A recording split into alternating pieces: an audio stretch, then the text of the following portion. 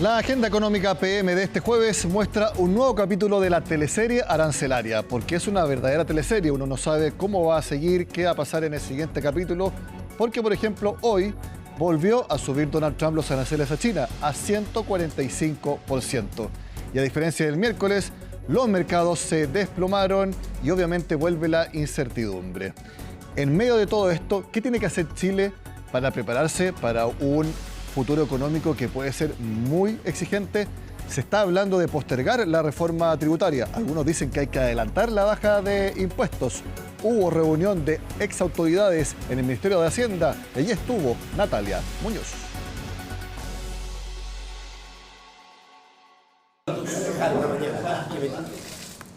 Inédita reunión en Teatinos 120. Por primera vez se congregaron todos los extitulares de Hacienda y del Banco Central. La emergencia lo meritaba. La guerra de aranceles, que si bien están en pausa excepto para China, sigue golpeando al mundo, incluido Chile. Las industrias exportadoras hoy día están enfrentando distintas realidades dependiendo de cuánto es el peso que tiene sus negocios con Estados Unidos versus otros países, qué competidores tienen, etc. Entonces, tenemos que partir por ahí.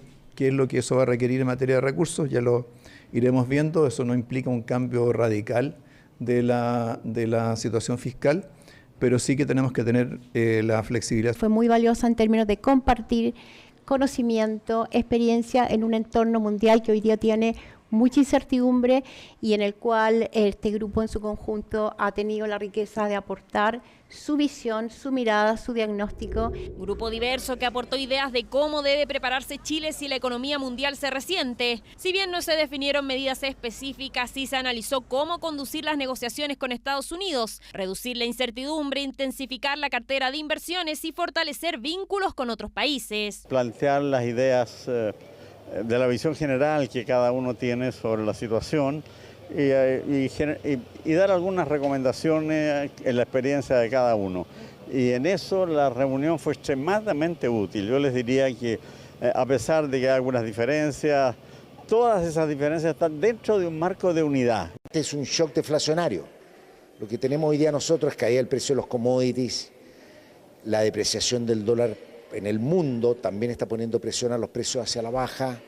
Por otra parte, la demanda se está contrayendo, la incertidumbre frena la inversión. Hoy día hay que buscar mecanismos de diálogo. Obviamente el mundo está pasando por una etapa muy difícil que además va a dejar cierta herida. Herida que se podría reflejar en un menor crecimiento económico. El escenario de incertidumbre obliga a que el Ejecutivo considere medidas. Hacienda confirmó que pausarán la presentación de la reforma al impuesto a la renta. Tenemos que sopesar lo que nos parece que es el mérito de esas propuestas con el escenario político que tenemos, porque en estas condiciones ¿cierto? Tenemos que preocuparnos de concentrar el esfuerzo o el capital político, el esfuerzo legislativo en aquellas cosas que podamos, sobre las cuales podamos legislar con mayor rapidez. Pero la iniciativa también incorporaba reducir el impuesto corporativo de 27 a 24%, anuncio que no fue bien recibido por exautoridades de la oposición, ya que dicen que se debe estimular la actividad de inversiones.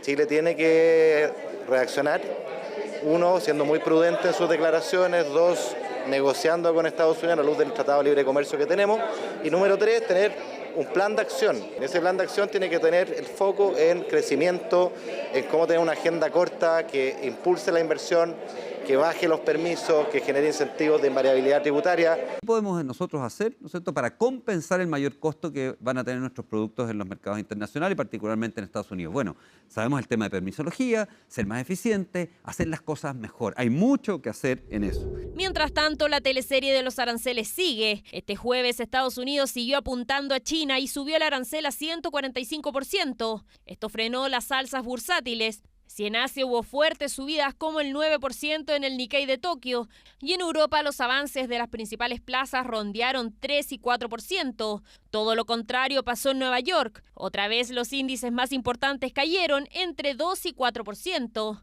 Mientras tanto, el dólar volvió a subir casi 990 pesos en Chile. Mantenemos un diálogo de diplomacia comercial y económica con nuestros principales socios comerciales. Tenemos un tratado de libre comercio con el cual siempre nos vamos regularmente juntando para ir evaluando sus avances. Y en el marco de ese diálogo nos han confirmado una reunión que se va a realizar la próxima semana con el USTR. El próximo 16 de abril se reunirán las autoridades chilenas con la oficina del representante comercial de los Estados Unidos con el fin de negociar en base al Tratado de Libre Comercio. Este jueves pudimos quizás ver la primera estimación que tiene incorporada la guerra arancelaria y es de la encuesta de expectativas económicas del Banco Central.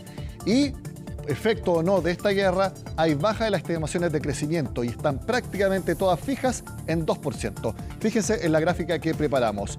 En el segundo trimestre, que es el actual, se espera que Chile crezca 2,2%. Puros 2. ¿Por qué? 2025, 2026 y 2027 se espera que el PIB crezca 2%. Leve estimación a la baja en estas cifras. Bueno, ¿qué es lo que pasa con la inflación? Poca inflación se espera para los próximos meses. Fijémonos en la gráfica que también preparamos. Por ejemplo, el IPC de abril, ¿cuál sería? 0,3%, bajo el 0,5% de marzo, 0,3% en mayo también. Y para 2025 y 2026, esos años cerrarían con una inflación de 4,1% y el próximo año 3%, exactamente el objetivo del Banco Central. Esto da pie para que el Central baje la tasa de interés. Y también vemos precisamente qué es lo que espera el mercado con la tasa de interés. No es muy distinto a lo que se había proyectado recientemente. No hay cambios en abril ni tampoco en junio. En 5% sigue. En 5 meses más sí estarían 4,75% para cerrar el año en 4,5%. Bueno, y si baja la tasa de interés, eso estimula la inversión. Precisamente hubo anuncios muy importantes de inversiones esta semana. Mercado Libre, por ejemplo, va a invertir $550 millones este año en Chile. Esta inversión y otras la resume la siguiente nota, Pilar Gutiérrez. Millonarias inversiones confirmaron varias empresas en Chile. La más importante, Mercado Libre. La plataforma de ventas online anunció un desembolso de más de $550 millones en el país este 2025. Una inyección de capital que es más de 20 veces superior a la que realizaron en 2019 y que creará 900 puestos de trabajo. ¿Qué van estos $550 millones? Lo primero es mejorar nuestras plataformas tecnológicas. Tenemos más de 1.000 desarrolladores de software en Chile y vamos a seguir contratándolos. Potenciar la red logística que conecta a Chile de Arica a Punta Arenas. Expandir nuestros servicios financieros en Mercado Pago. Fortalecer las inversiones que hacemos en marketing para que la gente se pueda seguir subiendo a la digitalización. Esta inversión tiene un foco muy especial en seguir atrayendo y desarrollando talento local, talento joven, talento tecnológico. Al término de su junta de accionistas, CAP habló sobre su estrategia 2030 con la renovación de la siderúrgica Huachipato a través de 4 nuevos hubs, pero también el desarrollo de proyectos con tierras raras para la electromovilidad con una inversión inicial entre 130 y 160 millones de dólares. Además, se refirieron al plan de inversiones para este año. Nuestra inversión del año iba a ser aproximadamente 275 millones de dólares, lo cual puede cambiar un poco, será un 10-15%, que está concentrada mayoritariamente en la minería. Incorpora todo lo que hay que hacer para poder sacar adelante la mina Los Colorados y también invertir en todo lo que es el CAPEX de sostenibilidad. Pero adicionalmente tenemos una inversión importante del orden de como 20 millones en la infraestructura, en la planta de agua, etcétera. Y también un monto parecido en todo lo que es Syntac. Hace algunos días, Equinix inauguró la segunda expansión de su data center en Pudahuel. Con una inversión de casi 50 millones de dólares, contempla espacio para 425 nuevos gabinetes, pensando en la creciente demanda de conectividad y el uso de datos. Hemos visto un cambio súper importante desde los últimos, 5 años en el consumo de servicios digitales. Y este tipo de infraestructura habilita a que desde nuestras casas podamos comunicarnos por plataformas digitales, acceder a las redes sociales. Nosotros vemos la demanda y el uso de servicios digitales creciendo, independiente del contexto actual en el que estamos, sino que esta es una mirada mucho más de largo plazo. Esta semana también se inauguró una nueva planta de alimentos depurados en Cerrillos, que introduce tecnologías avanzadas de automatización para elaborar insumos de panadería y pastelería. Este espacio, que contempla una inversión de 20 millones de dólares, incluye un parque fotovoltaico que permitirá ahorros de 10% en el consumo de energía del centro. Estamos a punto de impulsar una tecnología nueva aquí en Chile, llevando a Chile y a todo el Cono Sur esta tecnología aséptica y la innovación con productos más saludables, más sostenibles también, apostando a la revolución del plant-based y llevando aquí toda la tecnología más avanzada a nivel de automatización. Además, el miércoles comenzó en Brasil la obra de la planta de celulosa Sucuriú, la inversión más grande en la historia de Arauco, 4.600 millones de dólares. Esta tendrá la capacidad para producir 3,5 millones de toneladas de celulosa por año y esperan que entre en operación a finales de 2027.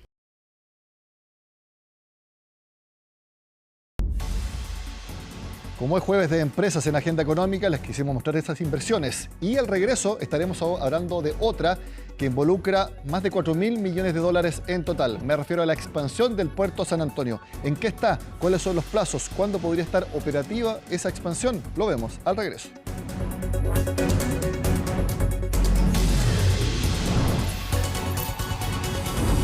Queremos hablar de la que es considerada la mayor ampliación portuaria de infraestructura en nuestro país. Nos referimos a la ampliación del puerto de San Antonio, que estima una inversión de 4.000 millones de dólares a través de concesiones que todavía deben ser licitadas. ¿En qué está esta iniciativa? Lo conversamos junto al presidente del directorio de Puerto San Antonio, Eduardo Avedrapo, que le agradecemos por estar con nosotros. Bienvenido a Agenda Económica, Eduardo. Buenas tardes, Nicolás.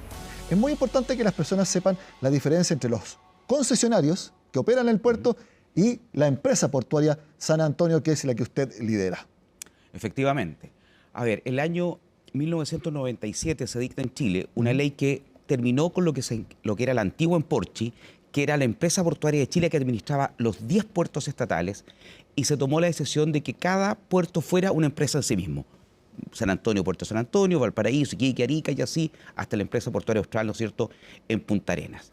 Ahora bien, la propia ley estableció que la operación de los frentes de atraque, de los sitios donde atracan los barcos, tiene que ser hecha a través de privados en el esquema de concesiones portuarias cuando se trata de hacer inversiones en infraestructura como también en tecnología, equipo y otros. Entonces, la empresa portuaria San Antonio, el puerto San Antonio, somos nosotros los administradores de este puerto que es del Estado, esta es una infraestructura estatal, y los concesionarios, que en el puerto San Antonio hay 5, son los que operan los distintos terminales de contenedores, de graneles, ¿no es cierto?, también los de carga general.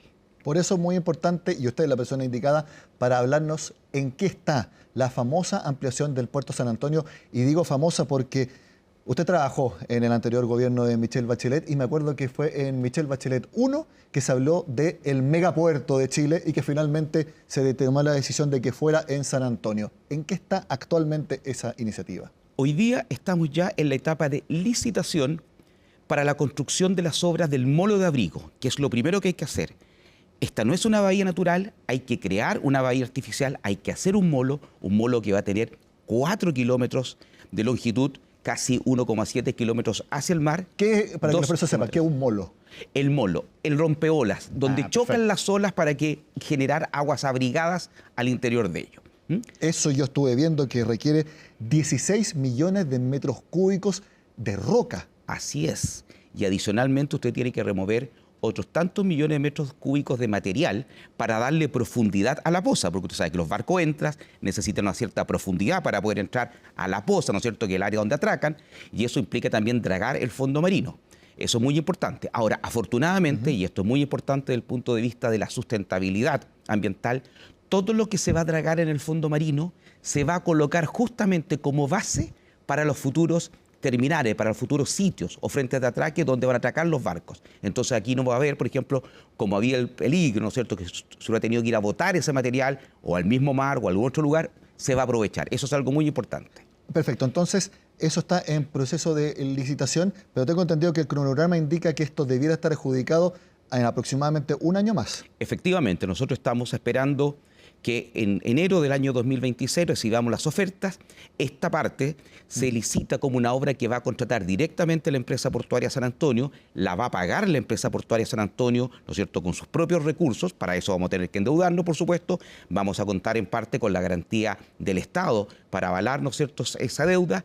Y posteriormente, cuando ya el molo esté prácticamente concluido, Los frentes de atraque, donde atracan los barcos, van a tener que ser construidos, habilitados y operados hasta por 30 años por concesionarios portuarios, como se hace actualmente en San Antonio y en el resto de los puertos públicos del país. Esta primera parte que tiene que ser licitada son 1.500 millones de dólares de inversión. Ustedes recibieron 150 millones de dólares a través de un crédito del CAF, que es el Banco de Desarrollo del Caribe y América Latina, distinto del BID, CAF.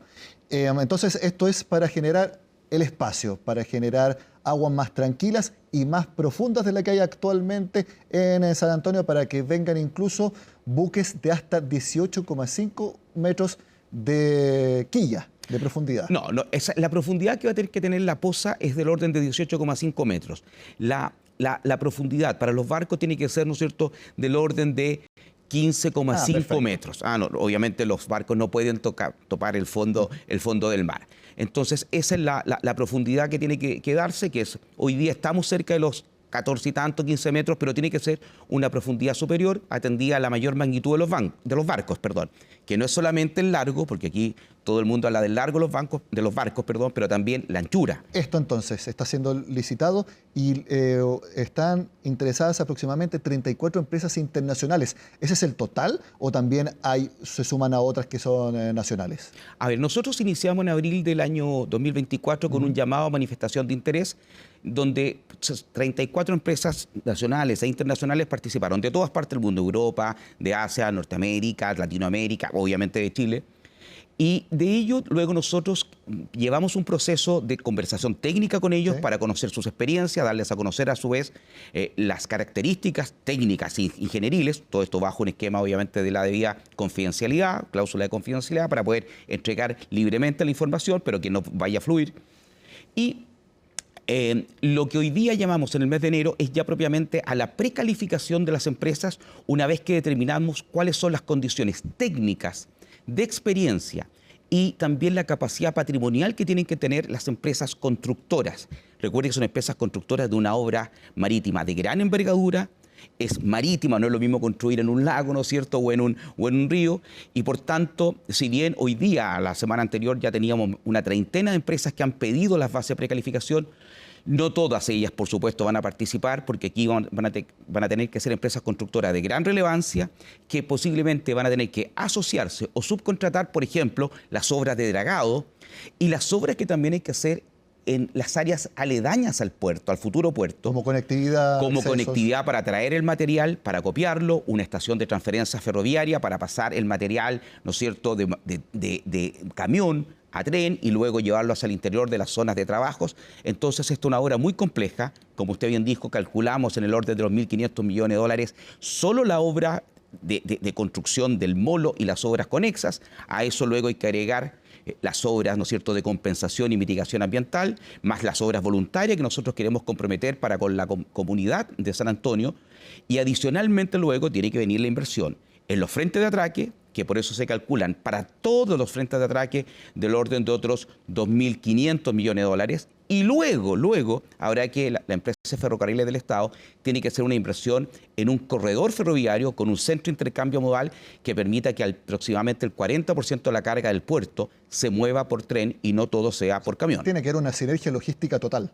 Completa. Aquí estamos trabajando en conjunto con el Ministerio de Obras Públicas en todo lo que es viabilidad, con la Municipalidad de San Antonio en todas las conexiones y todo lo que es el entorno urbano, con el resto de los municipios, porque es muy importante también que el resto de los municipios de la provincia se comprometan y aporten, ¿no es cierto?, y reciban también beneficios del proyecto, y por supuesto con la empresa ferrocarril del Estado por la conexión ferroviaria. Hace algún tiempo yo conversé con la empresa portuaria de Valparaíso, su símil estatal allí, y ellos mencionaron que también están ampliando el puerto y que dentro de la licitación se va a incluir aprobado ya el estudio de impacto ambiental. ¿Aquí sucede lo mismo? Exactamente. La construcción solo puede partir cuando la resolución de calificación ambiental esté otorgada, y eso es lo que nosotros estamos llevando adelante como empresa portuaria. Es la responsabilidad de la licencia ambiental, llamémoslo en términos un poquito más amplios, porque esto no tiene solamente que ver con compensaciones y mitigaciones en virtud de las obras, sino que también tiene que haber aportes a la comunidad, y justamente cuando uno se financia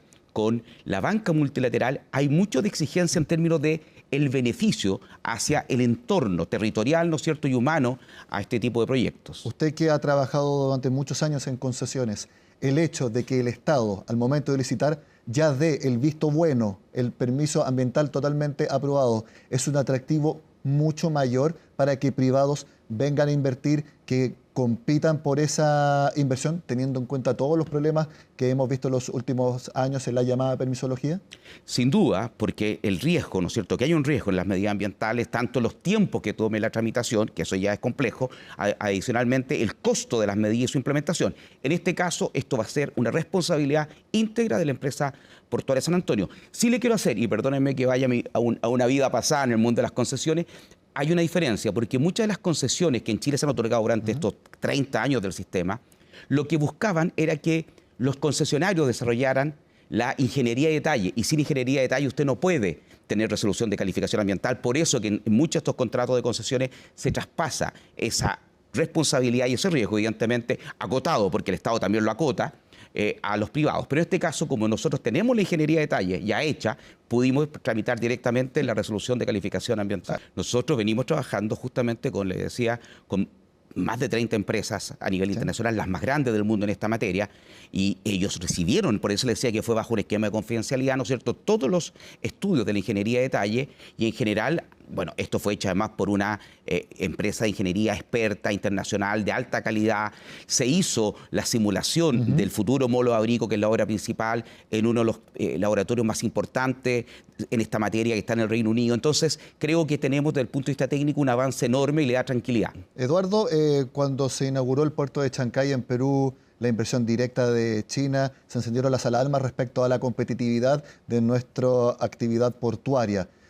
Algunos decían que por costos iba a ser más rentable exportar desde allá y por tiempo hacia China que hacerlo desde acá. Quiero preguntarles si eso es realmente tan así, y también esta ampliación del puerto de San Antonio, ¿cómo quedaría en cuanto a dimensiones y también de operatividad en comparación al puerto de Chancay? A ver, el transporte marítimo de carga en la costa pacífica de Latinoamérica, si bien admite competencia entre puertos cuando están cercanos geográficamente, lo que requiere es una red de puertos. Por eso las inversiones y los proyectos en infraestructura y modernización y equipamiento que lleva adelante Perú, Ecuador, Colombia y por supuesto Chile, la empresa portuaria San Antonio, el puerto de Valparaíso, resultan importantes para esta red. Eso nos beneficia a todos. Típicamente, cuando usted ve los servicios que conectan el Oriente, Japón, China, Corea, con puertos sudamericanos, la verdad es que topan 3 o 4 puertos de la costa pacífica latinoamericana. Típicamente México, Lázaro Cárdenas, Manzanillo, y 2 o 3 en la costa sudamericana. Son muy pocos los servicios navieros directos de puertos sudamericanos, por ejemplo, a China. En el caso de Chile tenemos algo muy importante, ¿no es cierto?, con el Cherry Express, que es la exportación de cereza, que se lleva en un periodo muy corto. 25 navíos solo del puerto de San Antonio fueron directos a puertos chinos entre fines de noviembre, ¿no es cierto?, los primeros días de enero. También en el norte, y también desde Valparaíso, perdón, en el norte hay servicios express hacia China, por ejemplo, para llevar cobre. Pero lo normal es que los barcos lleguen hasta los puertos donde hay centros de generación de carga importantes. Y Chile es un centro de generación de cargas importante. Chile, que tiene menor población que Perú, tiene un PIB mucho mayor. Chile, que tiene menos de la mitad de la población de Colombia, tiene un PIB que se acerca. Siendo usted un generador de cargas, van a llegar naves de gran tamaño que posiblemente antes recalen en Perú, recalen en Ecuador, hayan recalado en México. Por tanto, ese no es el problema. Lo que nosotros tenemos que contar es con infraestructura amplia en capacidad, moderna, bien conectada logísticamente. ¿Cuándo empiezan las primeras obras y cuándo debiera estar terminada la ampliación completa? Nosotros esperamos que obras preliminares ya se inicien este año. Preliminares, que son del área de conexión en la zona de tierra, si usted quiere, las futuras conexiones para llevar el material hacia la zona de construcción. Las obras propiamente del molo abrigo deberían empezar hacia el 2026, hacia fin del 2026, con algunas obras también relacionadas con el dragado, y estarse culminando hacia el 2030-2031. Y ahí empalmar, que en una licitación que seguramente se llamará por el 2030, con la construcción de los frentes de atraque que tienen que hacerlo los concesionarios. Idealmente, y nosotros creemos que si todo anda bien, esa agenda puede cumplirse, aquí se llama agenda económica, esta es una agenda portuaria, ¿no es cierto? Deberíamos el año 2036 ya estar en operaciones del puerto exterior de San Antonio con su primer terminal mar que va a agregar 1,5 TEUs a la capacidad actual del puerto, llegando posiblemente a un total de 4,5 millones de TEUs al año. Eduardo Bedrapo, presidente del Puerto San Antonio, muchas gracias por detallarnos en qué está entonces la ampliación del que hemos conocido durante todo este tiempo con el megapuerto de nuestro país. Gracias por acompañarnos. Gracias a usted por invitarnos.